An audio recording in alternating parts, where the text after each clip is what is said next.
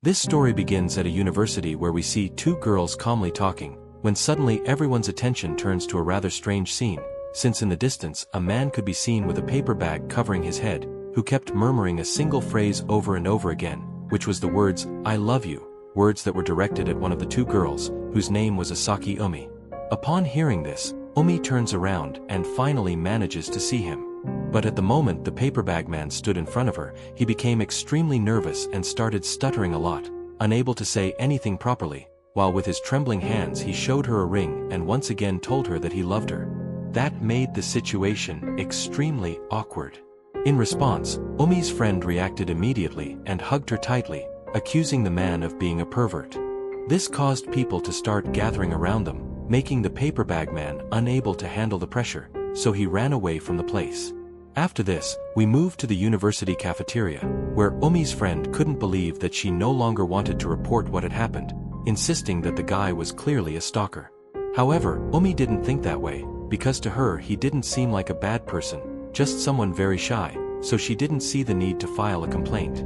Even so, her friend told her that lately there had been many robberies inside the university and that the man was possibly the culprit, also telling her that she was far too trusting, accepting people without even doubting them for a second. And also that if she didn't start being more careful, someone would take advantage of that. Later, when classes had ended, Umi leaves the university, and at that moment she hears footsteps behind her, turning around to once again see the paper bag man, who this time instead of a ring had a teddy bear. Without saying much, he hands it to her and once again tells her that he loves her, making Umi remember what her friend had told her and think that maybe the best thing would be for her to refuse to take it. But she could notice how his hands were trembling, so with a bit of shyness Umi asks him why he wanted to give her the teddy bear, to which the paper bag man, extremely nervous, replies that the bear was cute and that he thought it might make her happy, awkwardly explaining that he only wanted to make the person he admired the most happy, although he wasn't able to say it properly. However, the man suddenly threw the teddy bear into the air, which Umi caught. And at that moment he ran away from the place while several people arrived saying there was a stalker, leaving her completely alone, holding the teddy bear in her hands. Some time later, Umi arrives at her apartment and as soon as she enters, she leaves the teddy bear she had been given on the bed. Then she takes a paper bag that she had lying around, grabs it and places it on the bear, then makes two holes at eye level, resulting in a teddy bear that was basically the paper bag man but in teddy bear version. While looking at it, she remembers the words he had said about wanting her to be happy, thinking that she never even had the chance to tell him that she thought it was a very cute way of thinking. She also begins to wonder why that person wore a paper bag on his head, feeling curious about what kind of expression he would have when he was near her. And so the days pass, during which the paper bag man continued making different gestures for Umi. Some were nice gestures, but others were a bit exaggerated, like when he made an entire path for her as if she were royalty. However, Umi's friend didn't take it well at all and grabbed him by the collar, demanding that he stop. She didn't know whether Umi was accepting it or if he was actually a bad person, but she made it clear that his behavior bothered her, explaining that if she were a criminal trying to get close to Umi, she would also wear a paper bag pretending to be an admirer, since that way nobody would know what she was really doing. Because of that, she told him not to come near her again. The paper bag man responds that he understands what she is saying and frees himself from her grip so that, without arguing further, he leaves the place. And so, sometime later, Umi's friend noticed that the paper bag man had not appeared again during all that time, while Umi seemed more and more distracted, to the point that she wasn't even eating properly anymore. Also, Umi noticed that her lipstick was missing, thinking that maybe she had left it in her locker along with her notebook, so she decides to go there. On the way, Umi thinks that in reality the paper bag man had never seemed annoying to her, although he also hadn't appeared again since then, and maybe that was for the best. When she arrives at her locker, she realizes that neither her notebook nor her lipstick were there, even though she was sure she had left them in that place. Even so, she thinks that she still had spare notes she could use for her classes. But at that moment, Umi bumps into a man, causing a notebook to fall to the floor. She could recognize that notebook because it had her name on it. The man picks it up and asks if it was hers, explaining that he had found it on his seat during a conference and wanted to return it to her. However, Umi notices something and, staying silent for a moment, asks him how he knew she was Umi, since she didn't know him at all and also didn't remember using that notebook in any conference, so it seemed impossible to her that he would know who she was. In response, the man drops the notebook. But when Umi tries to pick it up, he holds it tightly, staring at her in an intimidating way and asking if she was trying to get his attention once again. His grip was so strong that Umi couldn't free herself while the man continued saying that she was using all the things that interested him, even pulling out a lipstick that Umi could recognize as hers. The man comments that he understands that she gets nervous when receiving attention from the boy she likes, but pretending not to know him when she was actually in love with him was something that deserved punishment, causing Umi to panic. But before the man could hit her, the paper bag man appeared, striking his hand and forcing him to let her go, immediately standing in front of Umi and protecting her with his body while at the same time handing her a bouquet of flowers he had in his hands, which the man could recognize. Annoyed, the man comments that some meddler always appears, saying that he only wanted to slowly nurture the love he felt for Umi, since she was very cute. The paper bag man tells him that he understands. She was cute, very cute, in fact extremely cute, but that she had already told him no, and doing something she didn't like was wrong, because when you want someone you like to be happy, forcing them is the worst thing you can do. So he should stop doing that. At that moment, the man tries to remove his paper bag, while the paper bag man asks him to stop. However, the man doesn't stop and was about to hit him. The paper bag man wasn't going to stay still like that, so he struck the man's jaw with the palm of his hand, causing him to be sent flying and crash against the wall, apparently knocked unconscious. The paper bag man approaches with some shyness, observing him and saying that he was still alive. Maybe. But at that moment, Umi could notice that he no longer had the bag on. The paper bag man realized that too and noticed that the guy had the bag in his hand, and when he tried to take it back, Umi stopped him, telling him that that was the face he made when he was close to her. Then she thanks him for coming to help her, explaining that even though the man had only grabbed her arm, what he did had been right. She also told him that he didn't need to hide using a bag, but she understood that he had reasons for doing so and that it was okay if he decided to keep using it. Umi also apologizes for what had happened the previous day, lowering her head slightly and looking quite downcast, something the man could notice. And so he slowly stands up and moves his hand toward her, pulling her into a hug, making Umi widen her eyes while hearing him tell her that he also used to avoid other people's gazes, especially when he was afraid, and because of that he wished that she wasn't scared. Umi understood. Maybe she had been scared, but she had always been very slow with people, to the point that she couldn't notice those kinds of things easily. And so she raised her head to look at the man standing in front of her and thanked him for coming to help her. In response, the paper bag man became extremely nervous. Her smile was so cute that it would practically leave him blind. It was as if he were looking at an angel itself. For her it clearly wasn't that much, but for him everything he said was the absolute truth. He had thought that maybe he could become something that would keep the smile she had, but the reality was that he couldn't handle something as overwhelming as that angelic smile. And so, without thinking too much about it, he begins hitting his head against the wall again and again until he ends up with a huge bump, finally collapsing unconscious. And so, sometime later, the paper bag man wakes up lying on a bench with the paper bag again on his head, realizing that he had clearly fainted. Next to him was a note from Umi, in which she explains that she had clarified everything that had happened with the stalker incident, and since he probably didn't want the guards to mistake him for the real culprit, she decided to move him to that bench. Along with the note, she also left her phone number, asking him to please contact her so they could talk and get to know each other better. And so, the next day, Umi's friend apologizes to her, saying she should have gone with her instead of letting her go alone. Umi tells her that it's fine. After all, the paper bag man had saved her, although that was the topic for her. Her friend admits she had judged him wrongly, but maybe she was mistaken. Just maybe. However, remembering that Umi had given him her number, she was sure he must have already sent her many messages one after another without stopping. But Umi says that in reality, he hasn't sent her a single message so far, which makes her friend start to get suspicious. She even comments that he was probably behind that tree at that moment, and that if Umi called him, he would appear. So she decides to go check, but sees no one, until Umi calls his name and the paper bag man comes out from right behind the tree, completely exposed. Umi's friend grabs him and demands to know why he hadn't spoken to her, dragging him over to Umi. He is extremely nervous and says he can't get close, because whenever he gets involved with Umi, he only becomes a nuisance to her. Hearing that, Umi's friend remembers what she had said before and realizes that it was all her fault. She still finds him suspicious, but the truth is that he saved Umi, so she thanks him and apologizes for what she said earlier. Then she invites him to sit with Umi and tells him she will buy him a drink as an apology, although she warns him that if he does anything weird, she will kill him. After that, she leaves them alone. The paper bag man sits quite far from Umi, and every time she talks to him, he makes small nervous jumps. Umi thanks him again, saying that if it weren't for his help, she would probably have been in trouble. He says he didn't do much, that it was just a coincidence he was there, and that he had been a nuisance to her all this time.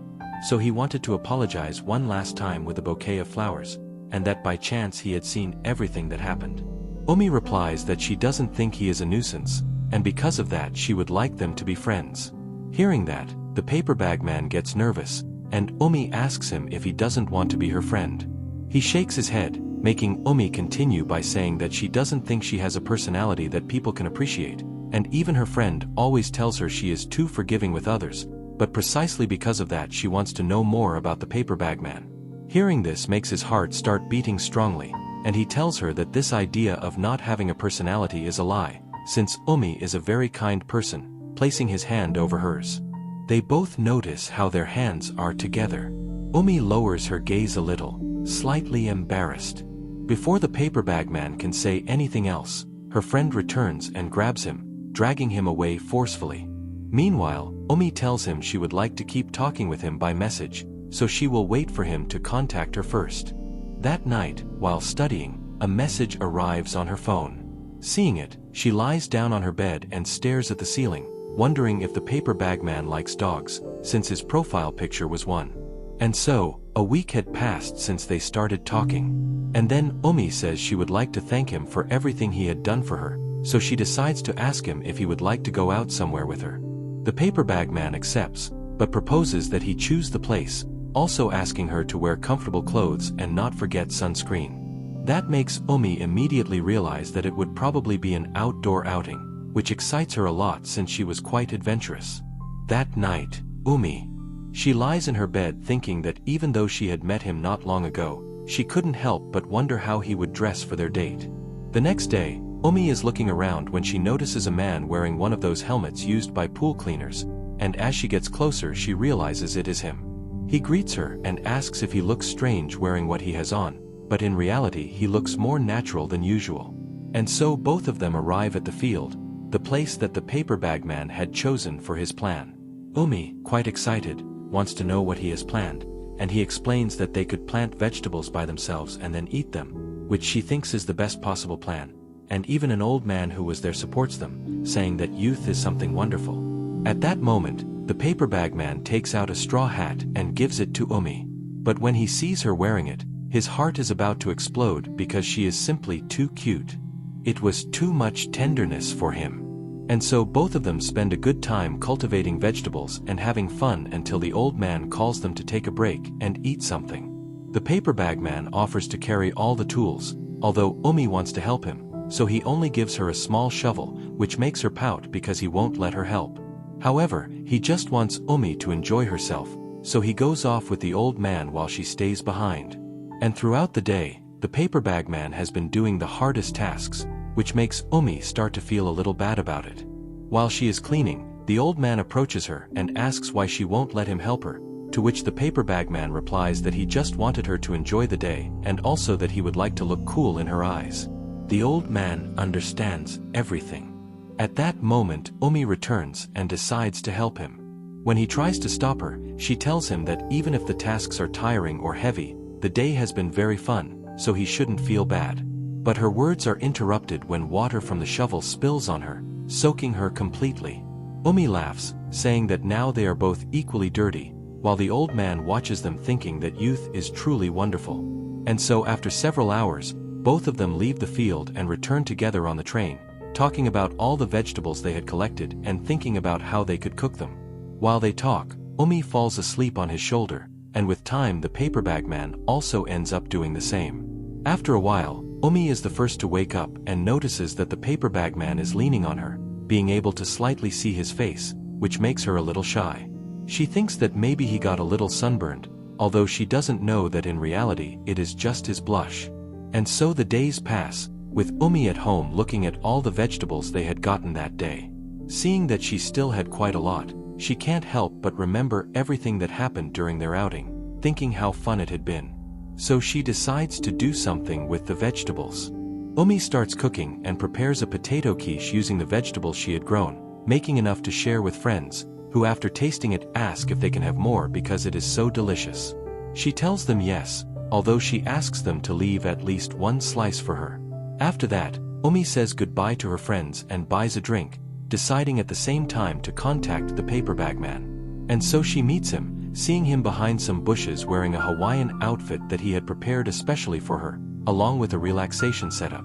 The paper bag man asks what she needs, so Umi says that she wanted to give him some of the food she had prepared, which makes him very excited, so much that he has to try to calm himself down. Umi also tells him that she brought him a drink, although it is only peach-flavored water. That makes her hesitate a bit, since she doesn't really like peach. But when she asks if he doesn't like it either, he lies and says it is fine. However, Umi is not stupid and can notice it. So she tells him that she also has tea, although she had already drunk a little from it. That makes him completely nervous, and when she offers him to choose which drink he wants, he can't decide, saying that he can't choose tea just because there might be an hidden reason behind it, which makes Umi immediately understand what he means, because she had put her lips on the bottle. But instead of getting embarrassed, Umi takes a sip of the peach water and offers him the tea, telling him that she had already put her lips on both drinks, so there was no need for him to worry. That almost makes him explode, although clearly she cannot see it. So, to change the topic, he asks her to try the quiche, which Umi accepts. Just by looking at it, it already seemed delicious. So the paper bag man slightly lifts his mask and begins to eat. While he is being watched by Umi, her gaze becomes so fixed that he starts choking. So Umi hands him the tea, and he drinks it without realizing it was Umi's bottle, which makes him run away and end up leaning against a wall. After calming down, he looks at the rest of the food Umi had brought him and thinks that it was sincerely delicious and that he really loved the taste. On the other hand, Umi remembers what he had said about the drink, making her feel a little embarrassed, wondering what she should do with the drink he left behind. Time passes, and now we see the paper bag man with Umi in a park. He wanted to show her something special, so he starts doing tricks, spinning plates and a Japanese umbrella, performing juggling in a very flashy way. However, that soon changes because some kids start bothering him, to the point of taking his things and leaving him on the ground. Even so, Umi approaches him and tells him that what he did was amazing. And right at that moment it starts to rain, so the paper bag man grabs his umbrella again and protects Umi from the rain, but she refuses to use it, saying it is his, and they start the classic "no, you use it. No, you use it," until both of them realize it is better to share the umbrella. The paper bag man decides to walk her home to make sure she arrives safely. And so, when they reach Umi's apartment, she notices that the umbrella has broken because of the rain and that he is completely soaked. So, without thinking too much, she tells him to come upstairs so he can dry off. However, the paper bag man refuses, saying there is no need because she has a towel and also it is not a good idea to invite someone as suspicious as him into her home. But Umi replies that he is not a stalker like the one from before, and that she doesn't want him to get sick because of her, so he should stop arguing and just come in. He tries to refuse again, but Umi makes a small pout that forces him to shut up. So the paper bag man tells her that she is not that different from that stalker, that she cannot always tell what people are really thinking, and that she should be more careful. All this noise causes a neighbor to tell them to be quiet. With no other option, they end up going into Umi's apartment. Inside, Umi is a bit nervous, so she tells him she will give him a towel so he can dry off and then leave. But when she tries to walk away, the paper bag man stops her, asking her to wait a moment. He has something important to say that he couldn't say before. So Umi turns around, and he confesses that he loves her. That leaves her embarrassed. But he continues, saying that for her it might be normal because they are friends, but for him it is not. Her home, her clothes, her towel. Everything about her is important to him. Putting his hand on his chest so she could feel how fast his heart was beating, he tells her that if she lends him her clothes, he would end up hugging them and smelling her perfume, and that would embarrass him even more. That is why he tells her she shouldn't be like that, because if a friend did that with her things, she would probably find it disgusting, and he doesn't want to hurt her. Umi, a bit shaken, steps back for a moment, and the paper bag man thinks it would be best to leave. And when he is about to go, Umi stops him and hands him a towel, telling him she doesn't find it disgusting, although she admits that the idea of him smelling it is a bit embarrassing, so she asks him not to do it too much. And so she closes the door, leaving the paper bag man falling backward onto the floor, completely embarrassed by what he just heard. Meanwhile, Umi does the same, leaning against the door, thinking she cannot understand what the paper bag man was thinking. Sometime later, Umi is cooking, but with a completely distant gaze. She cannot stop thinking about what she said to the paper bag man about the towel. And only now does she realize how suggestive it sounded, making her face turn completely red. She felt a little bad, so she took a thermometer and noticed that she had a fever, thinking that maybe it had been too much for her, so she decided to go to sleep, thinking that the thing she wasn't used to thinking about had made her feel that way. After all, she had never had any boy say something like that to her before. However, while she was staring at the ceiling, a memory came to her mind. Yes, there had been someone a long time ago, a very kind boy, and she didn't understand why she had forgotten him. And so, Umi begins to dream, where she sees herself crying, apologizing to a boy who is injured on his head. She tells him that if she hadn't climbed the tree, he wouldn't have gotten hurt, and that everything was her fault because he had protected her. But the boy tells her not to cry. To calm her down, he says he brought her something, and it was a candy ring, although it was broken. He wanted to surprise her, but it had gone wrong. Even so, Umi asks him to open his mouth and gives him half of it, saying that since it was broken, they could share it, and that it didn't mean it was a failure. Hearing that makes the boy smile happily, and then he goes toward some flowers and comes back with the candy ring again, although now instead of candy there is a flower where the jewel would be. He tells her that someday he will give her a real one because he wants her to always be smiling.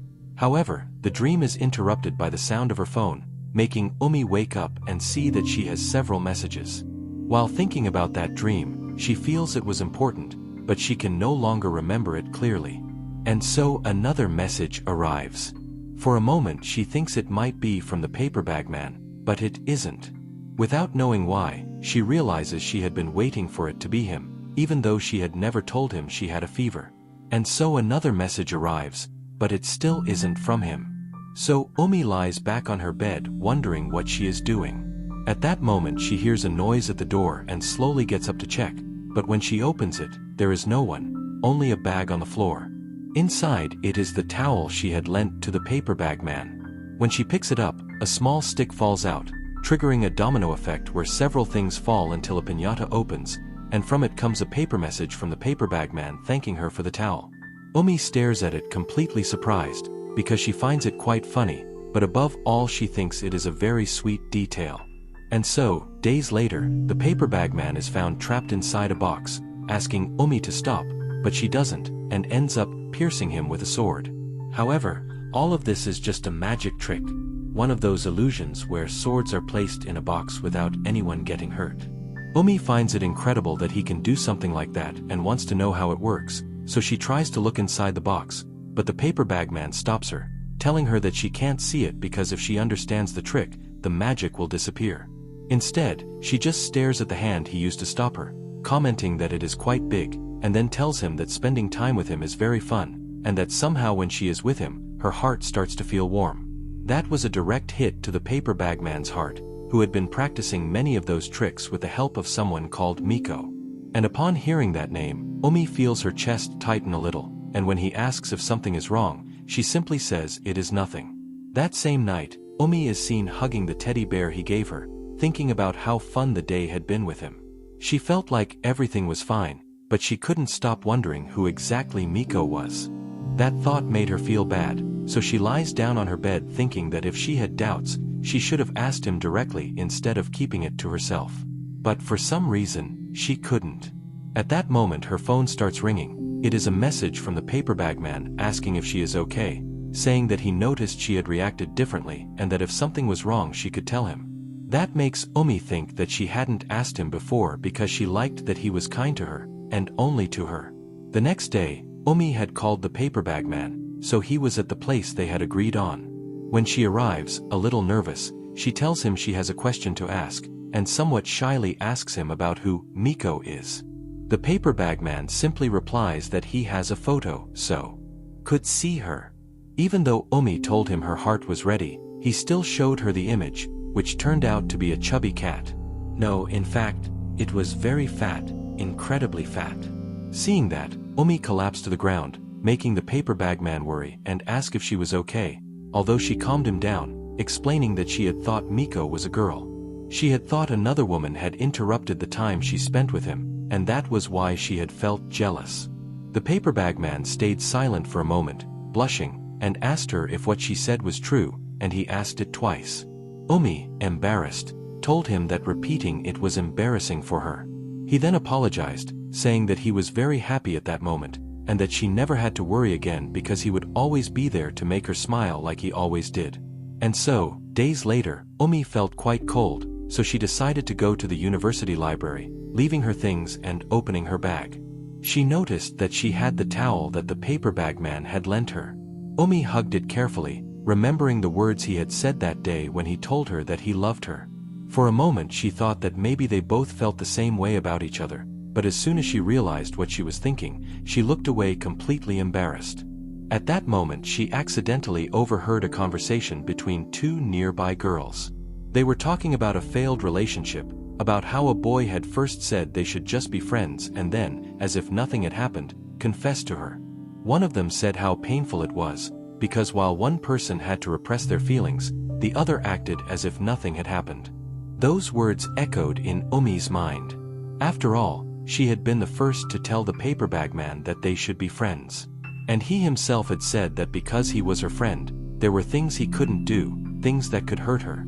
Omi felt that conversation clearly affected her too, and at that moment she heard a sound from the window. It was the paper bag man, dressed as a lion, who told her that maybe he might get angry at what he was about to say, or even hate her. But before he could continue, he interrupted himself, saying that he could never hate her no matter what she said. Even knowing that she might never feel the same way, there was something he wanted to tell her. However, the wind began to blow strongly, covering the words he wanted to say. Omi couldn't hear anything. And the only thing she managed to see was him saying that everything had been a lie. And before she could ask him to repeat what he said, the paper bag man had to leave quickly because a police officer was calling him out for the way he was dressed. And so she was left alone, hugging the jacket he had left her to keep her warm, realizing she hadn't been able to say what she truly wanted. But still, he had said that he would never hate her. And in a low voice, Omi confessed to the air that she wished she and the paper bag man could be something more than just friends. And so, when Omi was at home, she remembered what she had said in the library, and at that moment her phone rang. It was the paper bag man, talking about meeting at the park at 9 in the morning, and that made her feel happy. But then she noticed her hair and tried to tie it into a ponytail, and seeing that she couldn't do it well, she decided to go ask for help. The next day, the paper bag man was waiting at the park. Omi arrived, and when he saw her, he noticed she had a beautiful braid. And upon greeting him, his soul practically left his body, to the point that he started walking while unconsciously writing the word, cute, in the sand. He asked her if she was going to meet someone else after this, since she looked so beautiful. Omi stayed silent for a moment, and then told him that he was the only plan she had arranged. That made him blush, forcing him to take a deep breath to calm down. Still, he told her she looked very pretty, which made her feel happy. Then, shyly, Omi said there was something she wanted to talk about, and they both went to the swings. She began to explain that when she was with him, and when he did things for her, she always felt warmth in her heart. And it wasn't because he gave her gifts or made her laugh, but because she could feel the effort and kindness he transmitted. And she had also realized something recently: she didn't want those feelings should be directed toward other people. That was what was going through her mind, and gathering her courage, she told him that she no longer wanted to be just his friend, but his girlfriend. That left him completely shocked and speechless. Soon after, he began to tremble slightly and told her that he was very sorry, but he couldn't accept it. Those were words Umi had expected to hear, and he continued saying that he had been hiding something very important from her all this time, and that it would be unfair to her.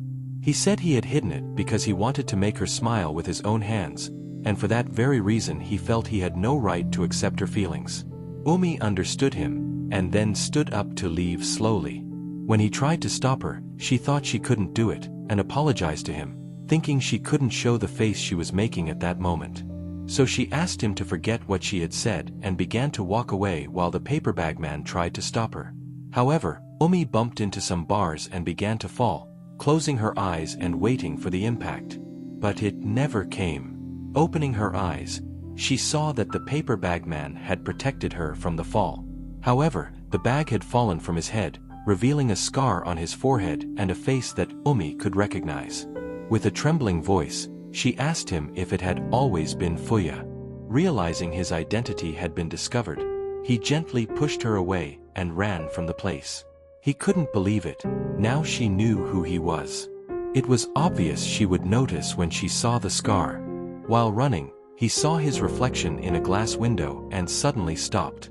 At that moment, all his memories came back, and we go back 10 years. At a school, Fuya, the real paper bag man, was excited because his teacher had told him that even if he hadn't made friends the year before, this time he would succeed.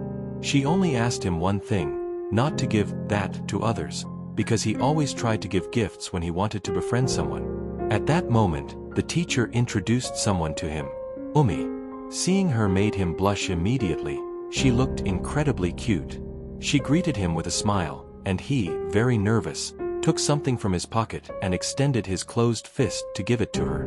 When Umi received it and opened her hand, what looked like small hairs fell out, and everyone began to murmur in confusion. But instead of mocking him, she curiously asked what it was. Fuya was nervous, so she told him not to worry and to speak calmly. That helped him explain that he had seen on TV that cat whiskers bring good luck and that people keep them as charms. He didn't have a cat, but he did have a dog named Poochie, so it should work the same. That's why he had taken some of his whiskers, thinking it would become a good luck charm. Everyone thought it was strange since he didn't even have a cat, but Umi didn't think so, and she thanked him for giving her such a precious good luck charm. That made Fuya blush even more at the warmth she showed him. She hadn't called him weird. Then Umi whispered something in his ear, telling him she would take care of Poochie's whiskers and keep them in a small bag so she could always carry them with her. That made him extremely happy. After class, Fuya could only think one thing. He was completely in love. She was cute, incredibly cute. He wanted to see her smile again. So he started making plans to achieve that, thinking that if he did amazing things, he would look cool in her eyes. Over the months, he even changed his hairstyle, trying to look more cool. However, none of his plans worked the way he expected. But then he came up with an idea and invited her to the forest to catch cicadas. Umi, being adventurous, agreed enthusiastically. So Fuya went home excited and prepared something. Then we moved to the forest, where both of them are watching cicadas.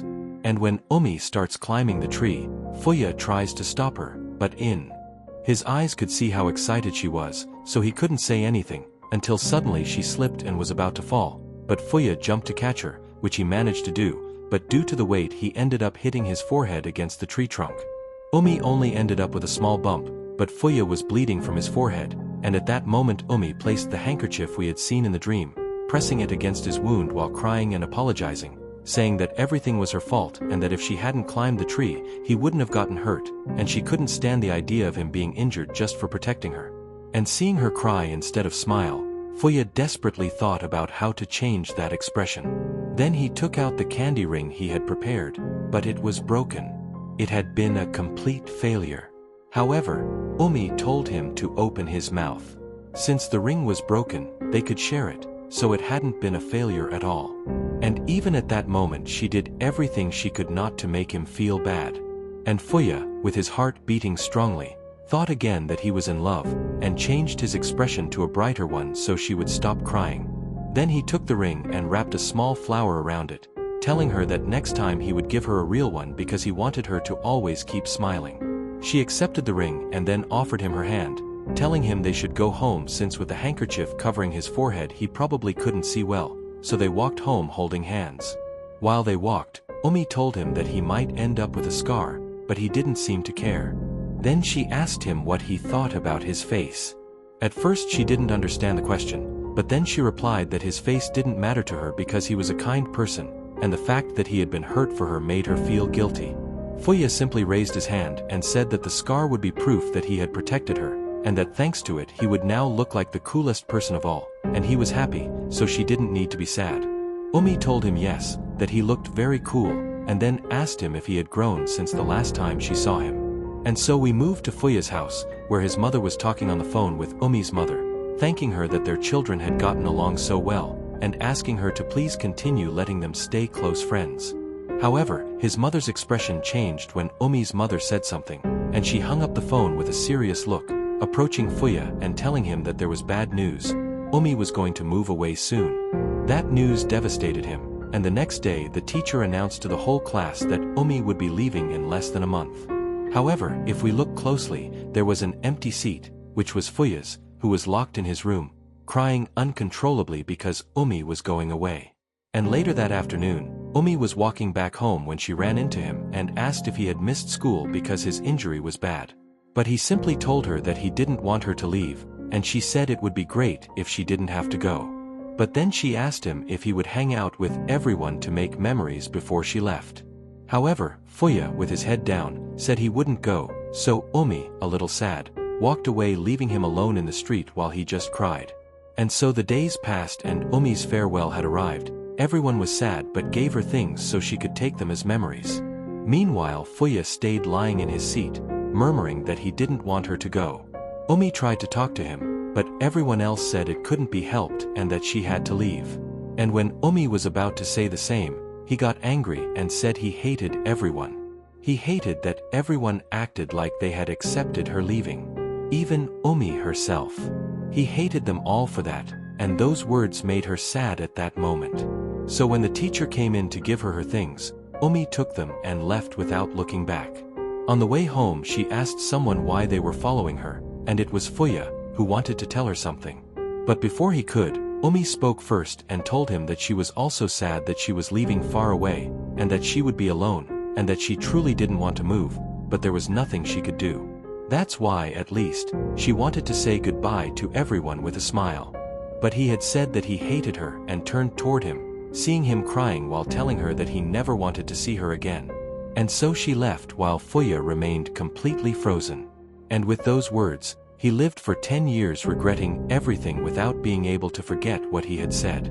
Even when Omi had sent him the address of her new home so they could send letters, he never had the courage to do it and had lived with that regret, too afraid to apologize, until 10 years had passed and one day at the university he managed to see her again.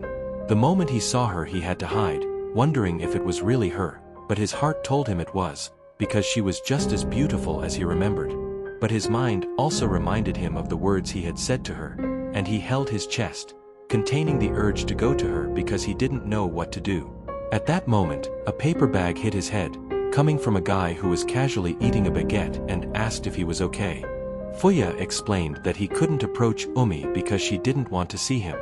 Then the guy gave him the paper bag and told him that if he used it, she wouldn't recognize him and he could approach her without fear, making Fuya think it was a brilliant idea. He wondered if it was really okay for her to see him again, but the truth was that he wanted to. He really wanted to see her again. And then the guy told him it was better to do it than to live with regret forever. So he decided to help him, asking what he needed. Fuya said he needed a place, some things, and especially a ring. And that was how he became the paper bag man. And now we return to the present, where 2 weeks had passed since Omi discovered his identity. The same baguette guy came to talk to him, asking what was going to happen with the paper bag man. Fuya responded that he was going to throw away everything he had used with Omi.